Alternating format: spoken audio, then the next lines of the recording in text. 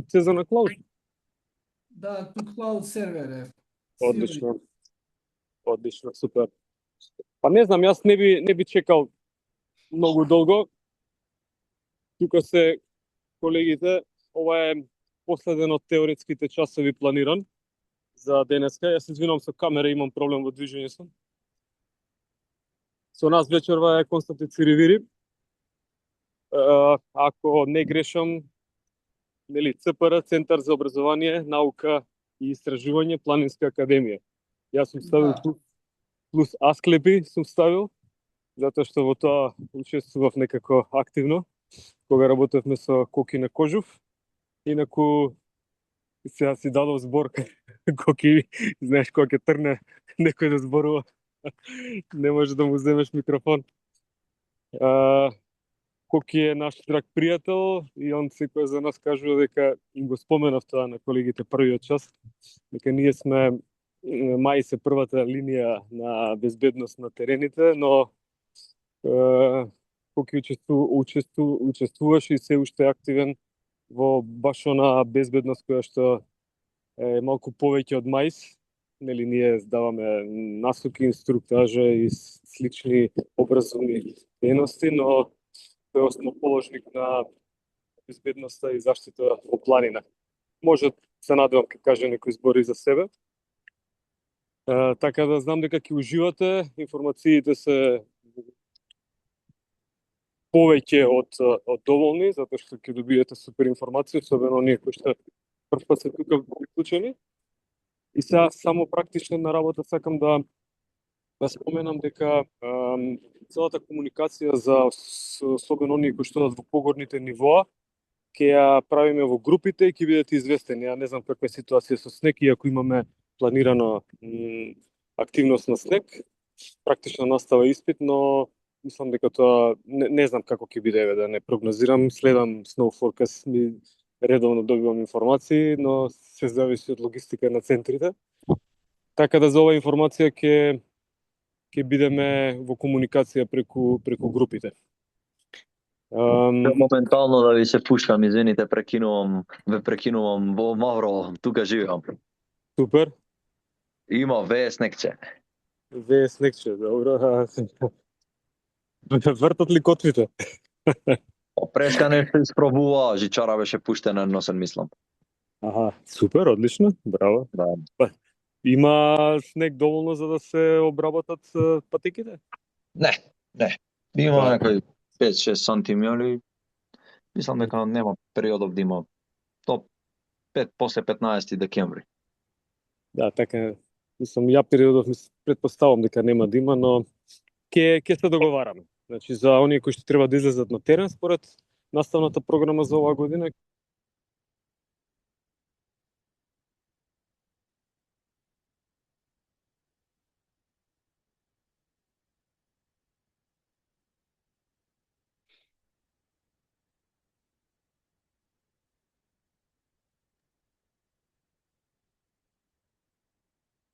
ќе има дополнителни информации во групите. Благодарам.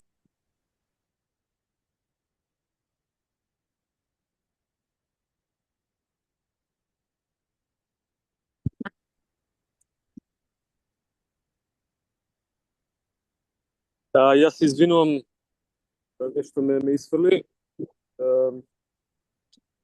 Најверојатно ме слушате, доколку нема некоја дополнителна потреба од информација, другите информации ќе ги споделам во групите, а сега му давам збор на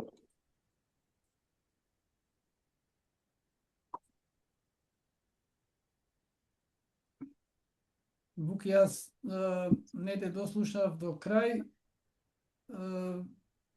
Веројатно лоша е врската. Меѓутоа, еве, пред да почнам, гледам една крената рака. Јоаким. Сакав едно прашање за Вук, не за тебе. Јас не сум додаден се уште во групите. Во ниједна група не сум додаден на Вибер. Јоаким, имате пополнета пријава? Да, имам и пријава, имам и уплатено се. Да. Со Андреја некаков контакт дали имате? Бидејќи не ги гледам пријавите јас. Само преку мејл. Таа ми имаше напишано на мејл за пријавата нешто. Имав прашање. Супер, ај мој број 075382926 пишете на Вибер за да ја препратам на Андреја да вклучи. Или јас ќе ја вклучам. Тоа е ниво 1, така? Да. Порето. Уште еднаш бројот може? 075382926. Добро, фала. Поред. Коки повели? Добро, благодарам Вук. Ја веднаш ќе почнам со споделување на презентацијата. И ќе ја користиме како основа, па ако има некаква потреба слободно во текот на презентацијата, доколку има нешто што сакате да додадете или да прашате да се дообјасни, може да ме прекинете.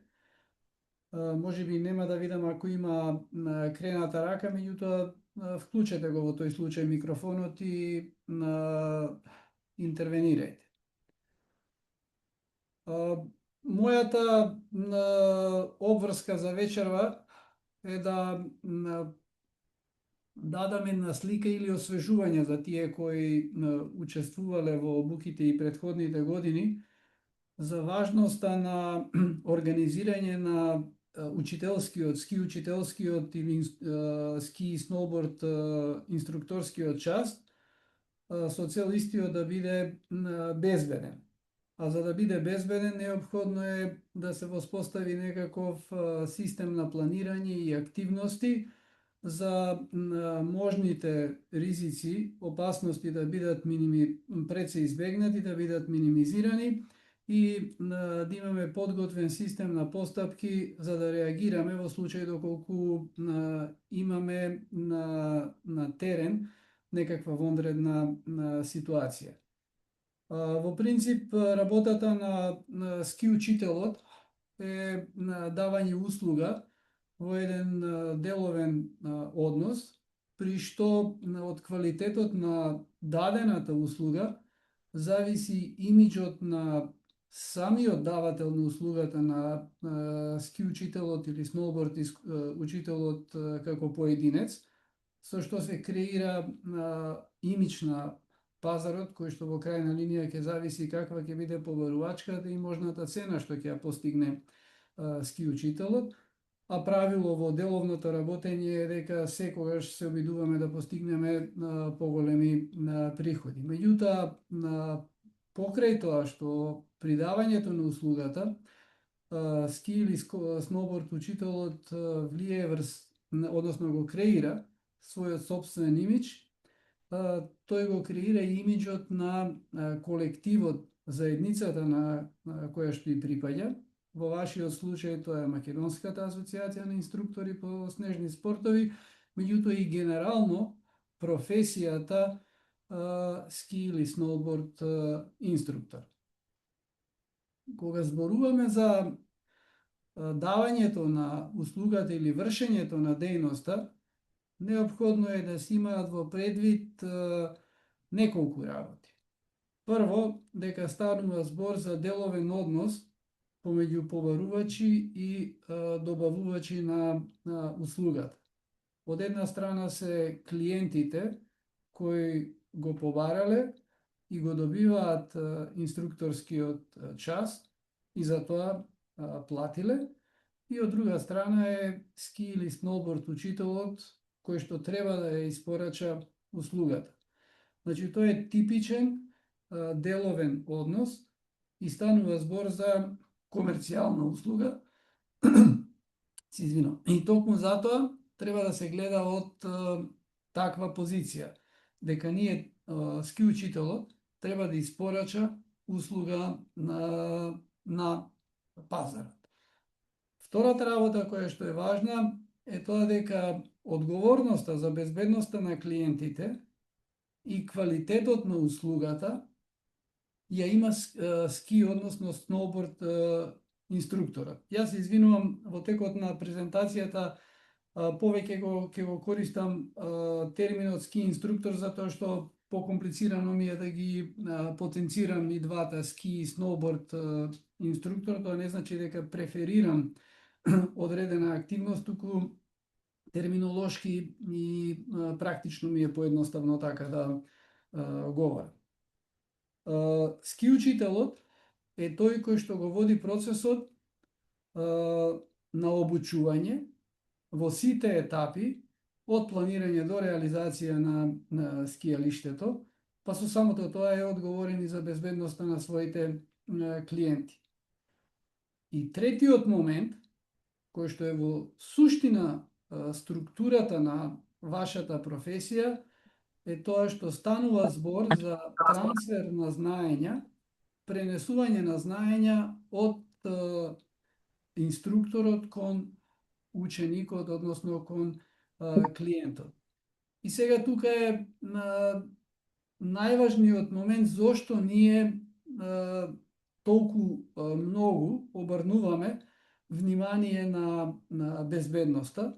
Од една проста причина, за која ќе се предвидат сите можни околности или евентуални проблеми од аспект на безбедност и при тоа се подготват потребните одговори, мерки за да се решаваат тие ситуации, нивото на стрес кој што го има инструкторот е многу помало, а со самото тоа се создава овозможувачко обкружување за суштината на дејноста, пренесување на знаењето од учителот кон ученикот да биде што е можно по-квалитетно. Суштината на процесот е пренос на знаењето, затоа и клиентите, оние кои ги бараат услугите на ски учителот, се обраќаат токму заради тоа и во огромен процент на случаите ниту ги интересира, ниту размислуваат за можните ризици, меѓутоа тоа е задача на ски учител. Процесот на организирање безбедно изведување на ски инструкторскиот час или процес тргнува од прво како гледаме кон дејност. Споменавме дека станува збор за одреден производ, нематеријален, значи станува збор за услуга, обучување, меѓутоа заради тоа што ски учителите се платени за тоа што го вршат, тоа е типичен деловен процес. Доколку се испорача квалитетна услуга, тогаш и пазарната вредност на услугата може да биде повисока. Ниту некој од нас, ниту пак некој од клиентите ќе сака да плати повеќе од тоа што ќе добие, и доколку плати повеќе, а добие помалку, нема да биде задоволен и секако дека ќе расшири негативна реклама и обратно. Доколку го добие тоа што го очекува или уште подобро ако добие повеќе од тоа што очекувал, тогаш давателот на услугата, во овој случај ски учителот, добива позитивна реклама. За да можат сите нијанси во квалитетот на педагошкото работење, техничкото работење на ски учителот да дојдат до израз, неопходно е целиот процес да биде безбеден, односно ако го гледаме како деловен процес, производот да биде безбеден. Првиот чекор кон препознавањето на целиот процес и што се треба да се направи за тој да се одвива на безбеден начин, треба да се препознат и да се мапираат сите чинители кои се вклучени во процесот. Непосредни чинители кои се во директна меѓусебна интеракција се ски инструкторите, сноуборд инструкторите и клиентот. Едниот ја дава услугата, другиот ја бара и ја плаќа. Меѓутоа, на скијалиштето не се присутни само они. На скијалиштето има и други посетители скијачи. На скијалиштето има посетители не скијачи или не бордери.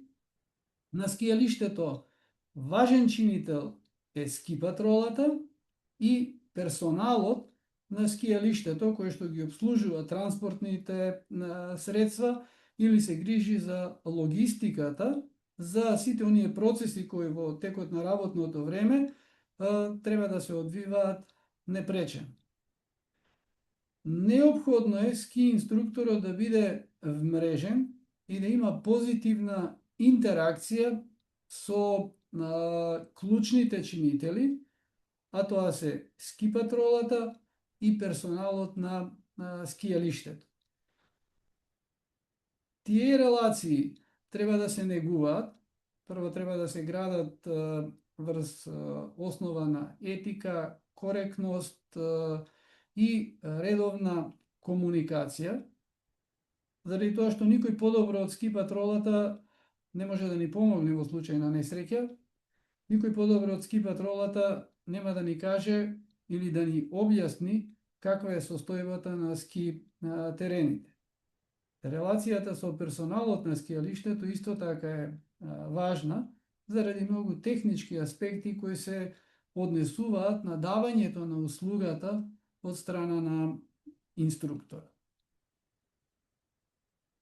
Кога зборуваме за безбедно организирање и спроведување на ски учителскиот час, можеме тој процес да го гледаме од две различни позиции. Станува збор за една иста работа, меѓутоа може да го гледаме како процес во кој што превземаме мерки, постапки, процедури за целата активност да се изведува безбедно.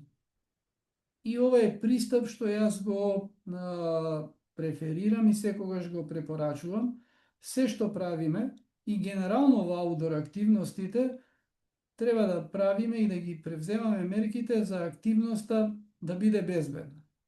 Другиот пристап е кога превземаме мерки за да ги избегнеме опасностите.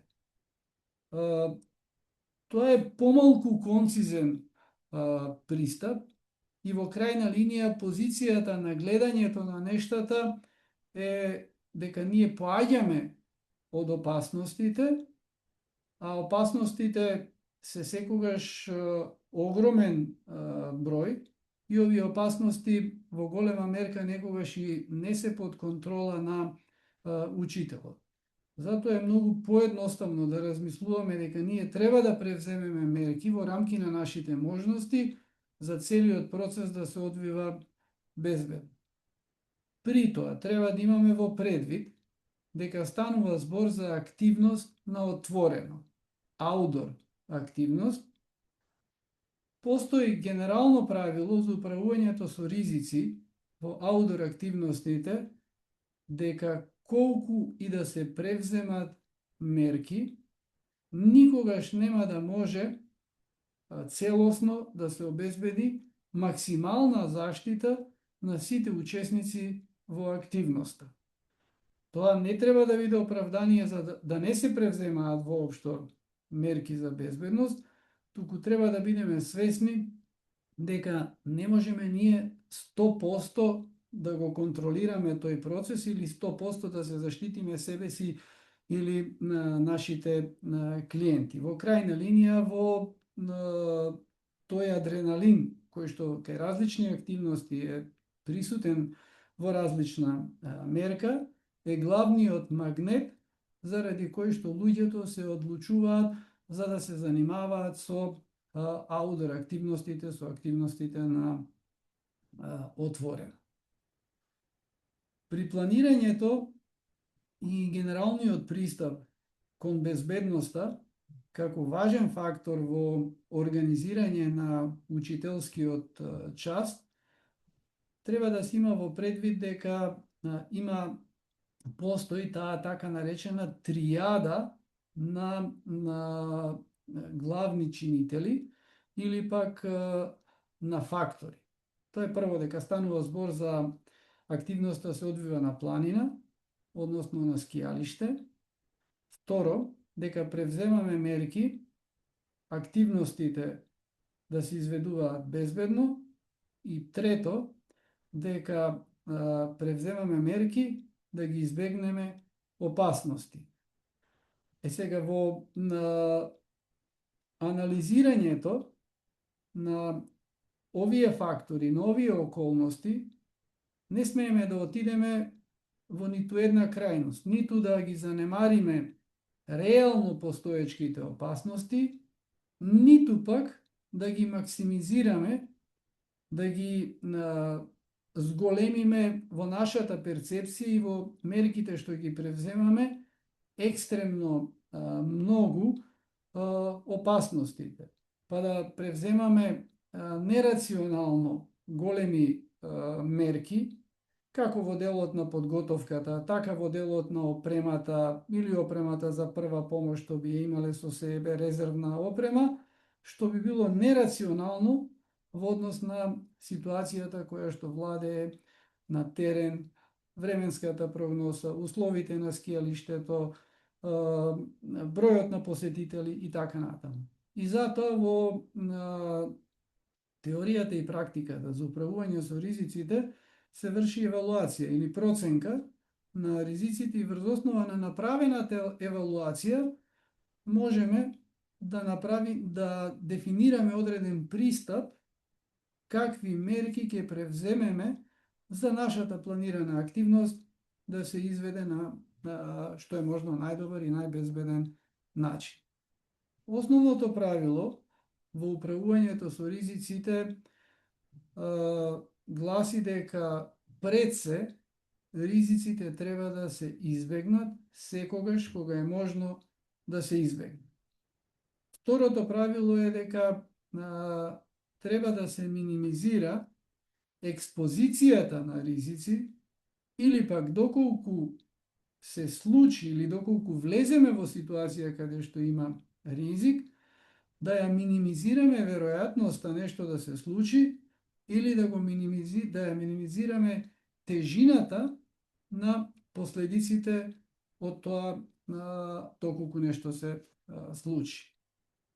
Трето, мора да се превземат мерки за да се заштитиме себе си и нашите клиенти, а доколку нешто се случи, што е секогаш веројатно, бидејќи станува збор за активност на отворено, посебно станува збор за обучување, каде што ние нашите ученици, нашите клиенти сакаме да ги кренеме на едно повисоко ниво. И токму во тој скок на повисоко ниво, тие излегуваат од зоната на своето комфортно однесување, немаат се уште воспоставен алгоритам на однесување, дали станува збор за нова техника на скијање, зголемување малку на брзината, перцепција на останатите присутни во скијалиштето.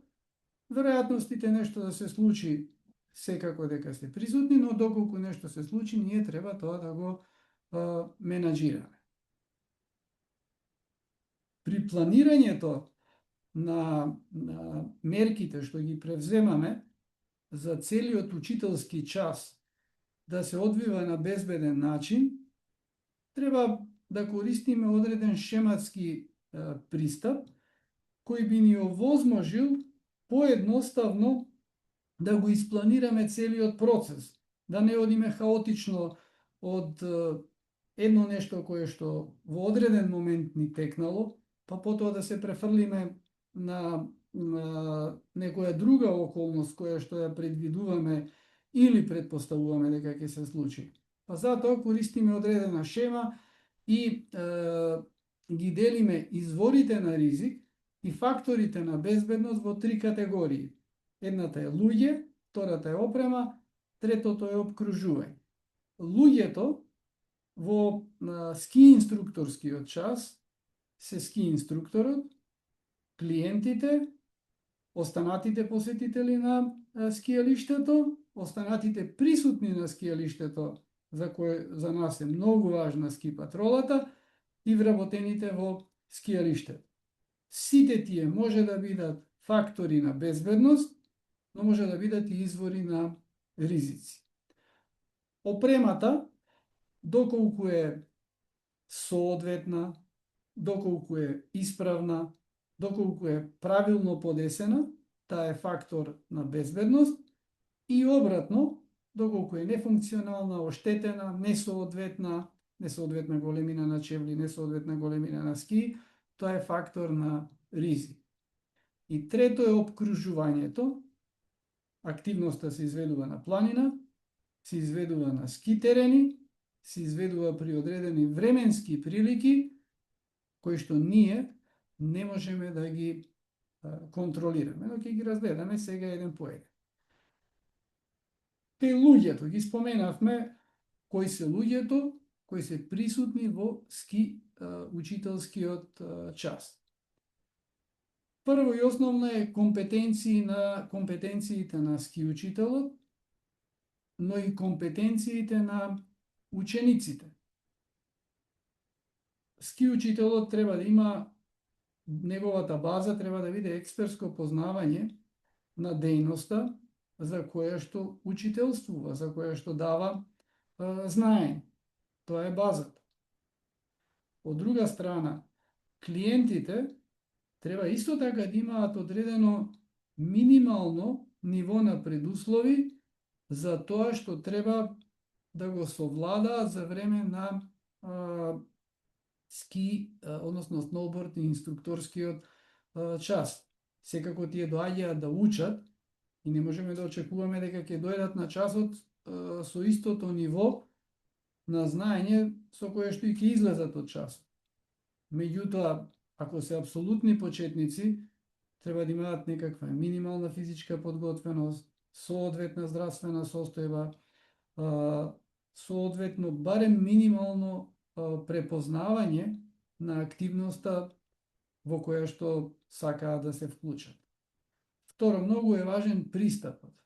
Пристапот на ски учителот кон својата работа, кон својата професија, кон својата екзистенција, а од тука ќе произлезе пристапот кон клиентите. Ние постоиме, ски учителите, јас не сум ски учител, меѓутоа користам зборот ние, затоа што често овие обуки ги правам за водичите во планина, тоа сум водич во планина, како основна професија. Ние постоиме заради тоа што има клиенти кои ги бараат нашите услуги. И од тука треба да креираме пристап дека тоа се клиенти кои плаќаат и очекуваат соодветно ниво на квалитет да добијат за услугата. При тоа треба да се има во предвид дека клиентот ја плаќа услугата, но не ја купува нашата личност. Личноста на ски учителот не е на продажба, туку се продава услугата. И тоа е многу важно за да се формира вистински пристап кон клиентот и да се постават граници што е дозволено, што не е дозволено во меѓусебната комуникација. Понатаму важна е психичката состојба, како на ски учителот, така и на клиентите. Ски учителот е на еден начин професија, меѓутоа од друга страна тоа не е професија што се изведува, барем во нашево географско обкружување, во текот на целата година, туку во текот на зимските месеци. Може би има ски учители кои што одат на јужна хемисфера, кога овде ќе настапи пролет и лето, меѓутоа верувам дека тоа е многу мал процент. Сега, бидејќи ние, односно ски учителот мора да врши и други дејности, и други активности, некогаш паралелно со вршењето на оваа професионална обврска, може да доаѓаат информации или да се јават состојби кои се врзани и со втора или трета професија која што ја врши ски учителот, може да се јават состојби во семејството, може да има многу околности кои што влијаат врз неговата психичка состојба, како и врз психичката состојба на клиентот. И ние треба тоа да го препознаеме. Прво да се препознаеме самите себе си, па некогаш не е воопшто страшно да замолиме некој колега да го превземе нашиот инструкторски час. Да, секако тоа е финансиска загуба, меѓутоа среднорочно гледано тоа е многу подобро одошто да изведеме лош инструкторски час и да не ги исполниме очекувањата на клиентите. Повторно, велам, земајќи во предвид дека клиентот го плаќа инструкторскиот час, а не и личноста на инструкторот. Исто така треба да се види психичката состојба кај клиентот, па врз основа на тоа и да се менаџира целиот процес на пренесување на знаењето. Многу е важна здравствената состојба како на учител, за да може да извршува својата дејност, така и на клиентите, иако тоа е многу деликатно кога ги поставуваме тие прашања, меѓутоа секако дека не е добар пристап да го прашаме клиентот дали има одредени болести, меѓутоа е добар пристап ако го прашаме дали се чувствува психофизички подготвен за часот така како што му е опишан. Возраста има исто така големо влијание. Повозрастните ски учители се потолерантни, посмирени. Во крајна линија, оној прилично динамичен период во животот кога децата се мали, кога има многу бесонни ноќи навечер, е надминат, кој што дава една физиолошка, биолошка основа да се однесува по смиреноски учителот. И затоа повозрастните клиенти преферираат да работат, веројатно тоа вие подобро го знаете, јас зборувам од позиција на водење, со повозрастни ски учители, па од друга страна пак децата сакаат да работат со помлади ски учители, иако тука секогаш има исклучоци. Големината на групата на клиенти исто така влие врз капацитетот за изведување на активноста, бидејќи тоа е интеракција помеѓу личности и таа интеракција не е само вербална интеракција, не е само интеракција со покажување на одредени техники на движење, тука доаѓаат и нашиот дел од нашите личности кои комуницираат невербално меѓу себе, па секако колку е поголема групата, толку и покомплексна задачата на ски учителот. И многу е важна и културната позадина, како на ски учителот, така и на клиентите. Ова е особено важно за клиентите, дали доаѓаат од културна позадина која што им овозможува целосно и правилно да го разберат ски учителскиот час. Тоа за кое што дошле и што можат реално да очекуваат од истиот. Дека за 3 или 4 дена не можат да постигнат техника на скијање за да одат после тоа петиот ден на некаков надпревар. Вториот фактор од оние столбови за кои што зборуваме е опремата. Таа треба да е прво соодветна. Не е важно да е најнова, не е важно да е најскапа, туку треба да е соодветна според димензии, големина, карактеристики кои што одговараат на потребите нормално и на учителот, но зборуваме сега, фокусот го ставаме кај клиентот, затоа што тоа треба да го провериме на почеток на часот. Опремата треба да е исправна. И најскапата опрема, и најквалитетната опрема, доколку не е исправна, а некогаш таа неисправност може да е резултат на мали детали, подесување на везот, подесување на чевлата, некогаш мало изместување во јазикот на чевлата може да прави непријатност, за кое што клиентот, ако е апсолутен почетник, не има појма од каде доаѓа, а му одзема голем дел од неговиот фокус за да го следи часот.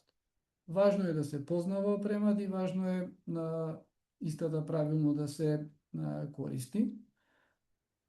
Ски учителот со себе би требало да има и дел од така наречена резервна опрема, која што може да се најде за време на часот, заради тоа што често пати од некаква причина, дали заради тоа што ќе одговори на некаков телефонски повик, дали учителот, дали многу почесто на клиентите, особено ако се почетници, може ветар да им ја оддува ракавицата, може да загубат дел од опремата, па затоа не е лошо ски учителот оние најризични во наводници делови од опремата што може да се загубат, да ги има како резерва со себе. Секако дека не можеме да имаме нити во својот професионален инвентар толку многу опрема за да покриеме некои ракавици, некој што има големина на рака XL до некој мало дете кој што XX small би носело. Меѓутоа, со некаква веројатност треба да се направи проценка врз основа на претходното искуство и тука е важна соработката со другите колеги за да се размени дел од потребната опрема. Таа мреженост е многу важна во овој дел за да се рационализираат сите сили што се потребни за да се изведува часот. И важно е личната опрема која што ја користи ски учителот, како ќе ја одбере да му овозможи комотно изведување на активноста. Секој човек, доколку чувствува базични биолошки дразби, студ, влага на телото кој што ќе го потенцира студот, доколку нема соодветна заштита од преголемото сончево зрачење и рефлексијата, се тоа влие врз намалување на перформансот на ски учителот. А основна задача е ние да изведеме еден квалитетен ски инструкторски час. Третиот фактор што го анализираме е обкружувањето. Тука треба да имаме во предвид неколку работи. Прво, дека станува збор за природа, која што си има свој специфики. Временската прогноза не можеме да ја контролираме. Временските прилики. Дали ќе дува или нема да дува, дали ќе има сонце или ќе има облаци, не е во наша моќ да ги менуваме тие прилики, но во наша моќ е да се адаптираме на тие прилики.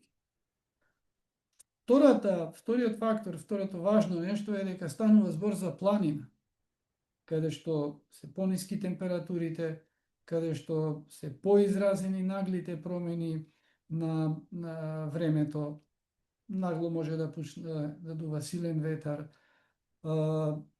Само појава на облаците значи и за скривање на сонцето значителна разлика во температурата, се до тоа влие прво и врз општиот амбиент за изведување на активноста, меѓутоа и врз физиологијата на човекот. Доаѓа повторно тоа, значи чувство на студ, намалена способност за концентрација. И трето, треба да бидеме свесни дека активноста се одвива на скијалиште, во смисла дека на скијалиштето не се сами ски учителот и клиентите, туку на скијалиштето има други скијачи, има други ски учители со своји клиенти, рековме претходно, има и не скијачи, практично има повеќе чинители кои секој е дојден заради своите потреби и исто така тука ние не можеме да ги контролираме процесите, може би во одредена мерка можеме да влијаеме, да укажеме ако има некаква неправилност на подлогата или на сообраќајот на скијалиштето, да укажеме кон ски патролата, кон лицата кои што се задолжени за тоа да го регулираат, меѓутоа не е во моќ на ски учителот да ги менува или целосно да ги контролира тие фактори. Значи, основно правило е дека обкружувањето не може да се контролира. Доаѓаме полека до основното прашање што представува управувањето со ризици.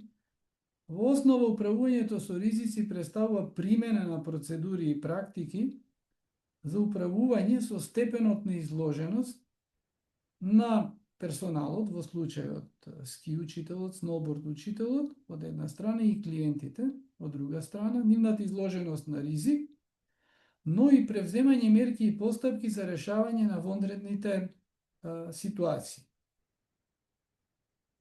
Може би делува комплицирано, може би едноставно, меѓутоа се сведува на тоа да се намали што е можно, да се минимизира степенот на изложеност на опасност и да се превземат што е можно повеќе, но рационални мерки за да се контролираат тие опасности и доколку нешто се случи да се менаџираат истите. Во теоријата и праксата на управување со ризици постои еден базичен шематски пристап кој е суштина на процесите на управување со ризици. Тоа е прво дека ризиците треба да се препознаат, да се идентификуваат. Непрепознавање на ризиците може да доведе кон една или друга крајност. Едната крајност е во секоја појава да гледаме огромен ризик, па дури и таму каде што воопшто не постои, а другата крајност е да не ги препознаваме сериозните ризици. Тоа е прво. Треба да препознаеме дали е нешто ризик или не е ризик. Втора работа, откако ќе препознаеме, ние мора да го процениме. Мора да го квантифицираме. Значи, многу или малку во проценката со ризиците не значи ништо само по себе, туку мора да биде квантифицирано. Како што, нели, во анегдотите за алкохолот постои колку пиеше, многу или малку, на лекар ако отиде ќе ве праша колку пива испивте, колку раки испивте, односно колку милилитри или литри, или ако зборуваме за телесна височина или телесна тежина, таа се изразува височината во сантиметри, тежината во килограм. Кај ризиците, проценката на ризици е резултат на анализа на веројатноста да се случи нешто, тежината на тоа што ќе се случи и какви се последиците. Па колку е поголема веројатноста, толку повеќе внимание посочуваме кон одреден ризик, колку е поголема тежината, тежина би било кршење рака, кршење нога, сериозна повреда на главата, па кога има можност да дојде до некаква ваква повреда, па дури и тогаш кога веројатноста е помала, ќе ги превземеме потребните мерки за прво избегнување на ваквиот ризик, а доколку се случи, соодветно да се решава. Сето тоа се прави со превземање на соодветни мерки. За да не се зборува со чиста реторика и описи кои што не почиваат на конкретна анализа, неопходно е да се изврши одредена квантификација, и тоа прецизна квантификација на категориите од кои што зависи последица. Значи, имаме две категории. Веројатност, колкава е веројатноста нешто да се случи, колкава е тежината. Шинат палец или гребнатина не е исто што и скршена рака или скршена нога. Значи, тежината на скршена рака или скршена нога е 3, а мала гребнатинка на рака, на лице, ќе биде 1. Веројатност да се случи нешто, веројатност да испадне сајлата од скилифтот и носечкиот дел од котвата да го удри скијачот е мала. Тоа би било единица.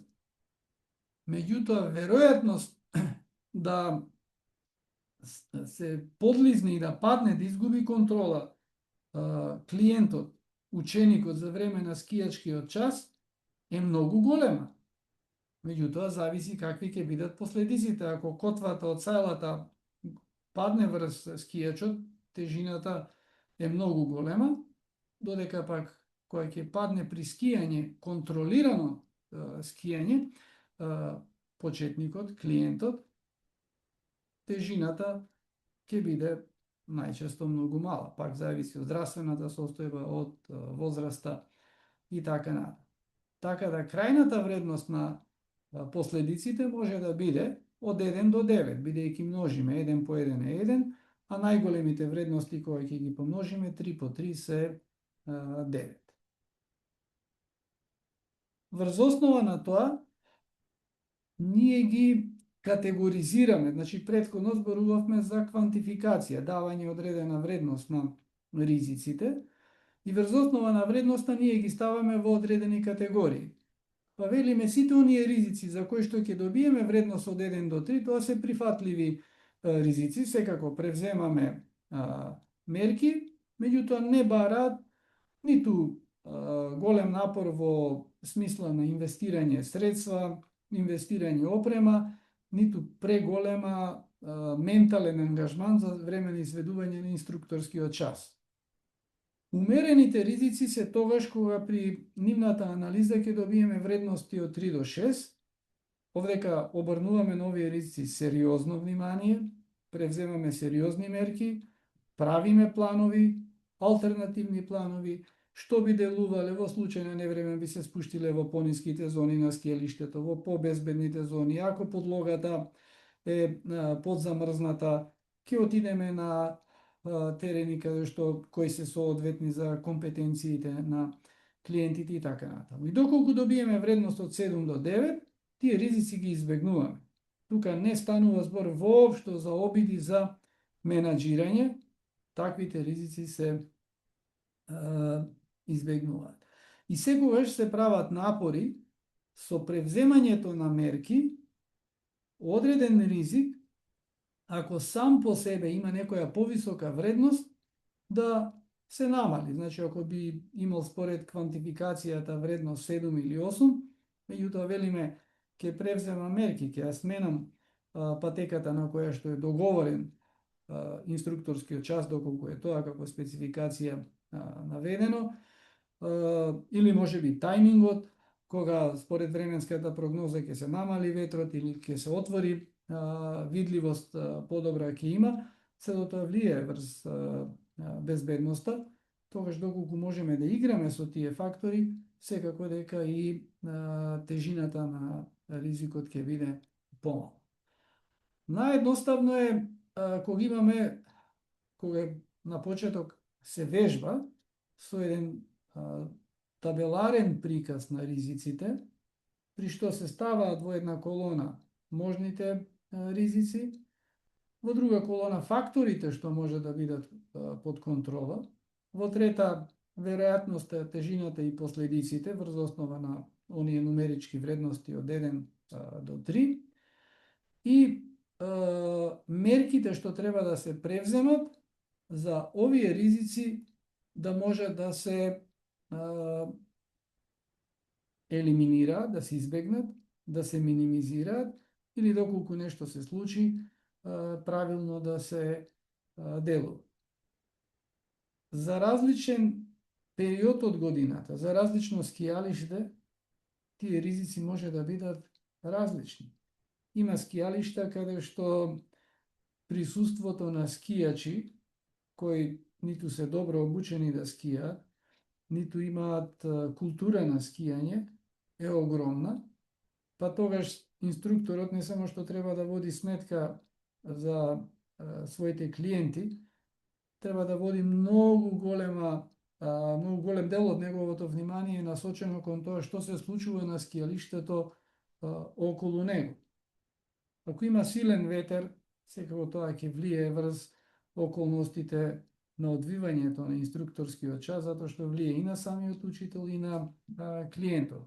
Подлогата, квалитетот на опремата и ова може нели да се продолжува, ставајќи ги сите можни ризици и наведувајќи ги мерките што ќе бидат преземени. Ова е добро да се вежба, затоа што колку повеќе се вежба, после тоа станува автоматизам и го скратува времето на подготвеност на учителот, а пак исто така е многу важно ако нешто се случи, доколку ова го има како документ со себе практицирано ски учителот, му е добра, исто така добра правна заштита. Најчестите повреди што може да се случат на скијалиштето и начинот на кој што се реагира, и може да се класифицираат поред тоа на кој дел од телото станува збор на повредата. Не е sejedno дали ќе биде на глава, ќе биде на рака, ќе биде на нога, кај скијањето, сноубордот, секако дека и некои минливи повреди, чешувања на ногата, веќе го оневозможуваат, односно значи прекинување на инструкторскиот час. Меѓутоа, за самите последици или за целиот имидж од инструкторската услуга, секако важна е и тежината на повредата. Тоа апсолутно не е директно поврзано со компетенциите на инструкторот, затоа што кај возрастен човек со остеопороза може скршеница да се случи при превземени најдобри мерки од страна на инструкторот и имплементирање на најдобра методологија за спроведување на инструкторскиот час. Од друга страна, ние не можеме, претходно спомнав, да го контролираме целото скијалиште, некој друг скијач може да го удри нашиот клиент или дури и нас, така да и тоа во голема мерка влие врз видот на повредата. И многу е важно каква е тежината на повредата, односно колку е голема ургентноста од реакцијата. Начинот на кој што ќе се реагира и што ќе се превземе ќе зависи од последиците. Доколку се случи повреда на клиентот, прво што треба да направи ски учителот треба да го заштити местото на несреќа, значи над позицијата на повредениот ги става своите скии во X, тоа е еден вид визуелно означување, тоа не е некоја кој знае каква бариера, но не е занемарлива, затоа што секој што скија гледа да ја избегне препреката на својот пат. Еден вид заштита. Добро е да се стави, ако се носи сигнализацијски на оние впечатливи елеци за секој скијач, па и оние со помало ниво на концентрација или внимание да го забележат тоа. Потоа се оди кон укажување на помош, односно анализа на состојбата на повредениот и секако се повикува ски патролата, која што треба да понатаму го превземе случај. Во принцип, обврска на ски учителот е да го заштити својот клиент, да го заштити местото на несреќата и да укаже помош до моментот на стигнување на ски патролата. Затоа бројот на ски патролата, независно дали е регуларен број од 9 бројки или е од 3-4 бројки, зависно во кој скијалиште, која ски патрола, како го има решено тоа, треба да го знаеме на памет, па некогаш и да не сме во можност заради карактерот на повредата, укажувајќи прва помош на повредениот, секогаш ќе се соберат луѓе нели во близината во таква ситуација, ќе замолиме некој од присутните да се јави на тој број и да јави на ски патролата дека на тоа место каде што сме има несреќа.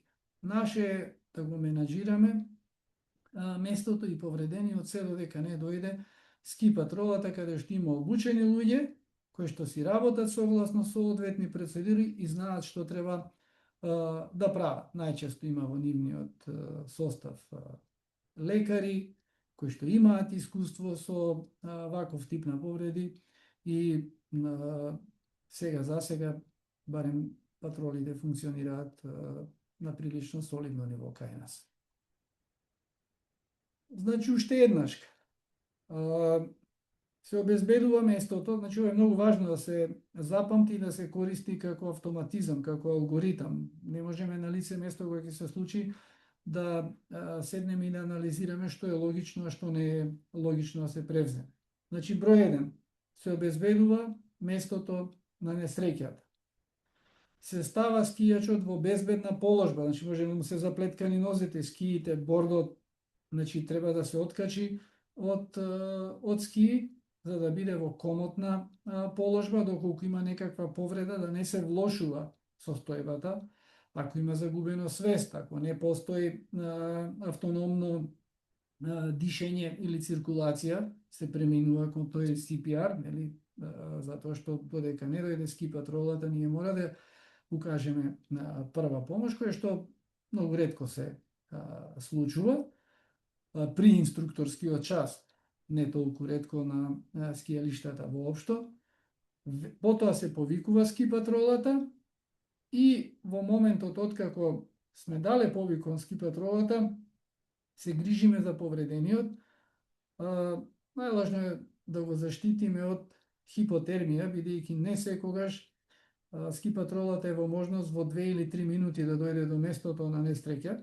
Треба да имаме во предвид дека во денови како сабота и недела, кога има најмногу потреба, бидејќи има најмногу гости во скијалиштето и тогаш и најмногу има работа за ски учителите, ама во таквите денови пак и бројот на повреди, по некоја статистика, јас додека работев во ски патрола, имавме по 35-40 интервенции на ден, од кои што 10 беа политрауми, кои се исклучително тешки за менаџирање, за транспорт, и кај секоја политраума значи употреба на аки чамец, на транспортно средство, тој аки чамец ке се спушти на долна станица на жичара, па треба време додека се качи горе. Така да не е прашање на добра волја на патролерите, туку е прашање на можност, на објективни услови, за колку време ќе стигнат на местото на несреќа, и затоа во тој период ние треба да дадеме се од себе, да ја укажеме потребната прва помош, за која што треба и да бидеме базично обучени, да го заштитиме повредениот да не се влошува состојбата, пред се од подлаудување, и да се обидеме да ја намалиме вознемиреноста кај него. Почетникот во било која активност, посебно во скијањето, се наоѓа во едно обкружување кое што е во голема мерка надвор од неговата зона на комфорт. За него е непознато обкружување, активност која што каде што движењето не може да го контролира, уште не е фамилиаризиран со опремата што треба да ја користи, се до тоа предизвикува стрес. Некогаш стресот и вознемиреноста од повредата сама по себе не се толку големи колку што може да бидат заради обкружувањето во кое што се наоѓа човекот. Да современиот човек поминува многу малку време на отворено, не зборам во аутдор, туку на отворено.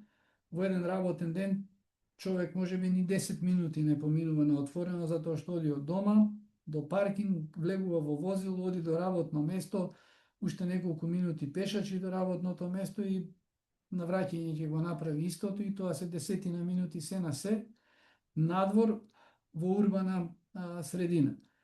А ние како луѓе ја имаме генетиката на Homo sapiens, кој што е изграден, направен, нели, како биолошки механизам, да функционира на отворено, да трпи студ, да слуша звук на ветер, звук на потоци, птици, и сега еден човек кој што е отуѓен од својата природа, кој ќе дојде во својата природа и покрај тоа што е во нешто што е генетски предодредено како некој природно обкружување, се наоѓа во одредена доза на стрес, затоа што е излезен од својата секојдневна рутина.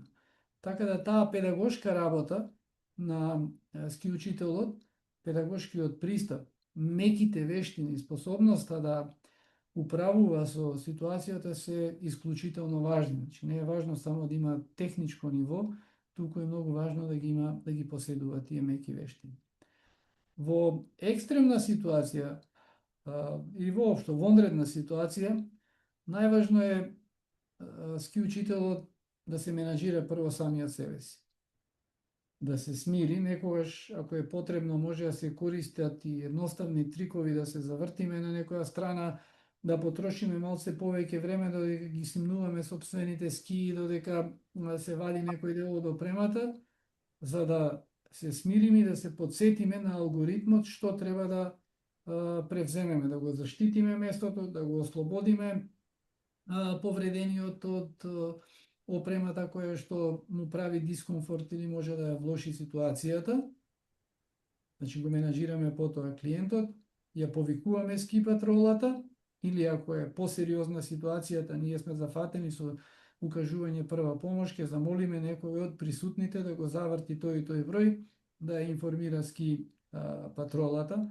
Секогаш треба да се трнат на страна проблематични поединци кои не секогаш заради лоша, многу ретко заради лоша намера, секогаш со добра намера, ама може да влошат целата состојба и да направат непотребна збрка и паника кај повредениот. И тука е многу важна соработката со другите субјекти, затоа што нашите колеги, вашите колеги, ски учители, вработените во скијалиштето, некогаш може да помогнат многу до моментот додека дојде ски патролата, односно стручната медицинска, односно стручните лица кои што знаат да го менаџираат проблемот кој што се појави. Тука јас ја завршувам мојата презентација. Доколку имате некое прашање, ви стојам на располагање да одговорам вечерва. Меѓутоа, исто така, доколку можете слободно да пишете на одговорните во овој процес на обука кај ВУК, не знам точно кои се одговорни, дали се поделени по групи. Во секој случај, ако имате нешто што е адресирано до оваа проблематика што јас ја работам, ви стојам на располагање да ви одговорам или да дообјаснам или да ви посочам литература или некои корисни видеа што може да ви помогнат да бидете пред се подобри во извршување на својата работа, да ја вршите работата со помало ниво на стрес, а тоа ќе ви овозможи да извадите поголем максимум од вас, да изградите подобра репутација, да имате подобра заработка и да имате многу поголемо задоволство при вршење на професијата. Ако имате некое прашање, повелете, ви стојам на располагање.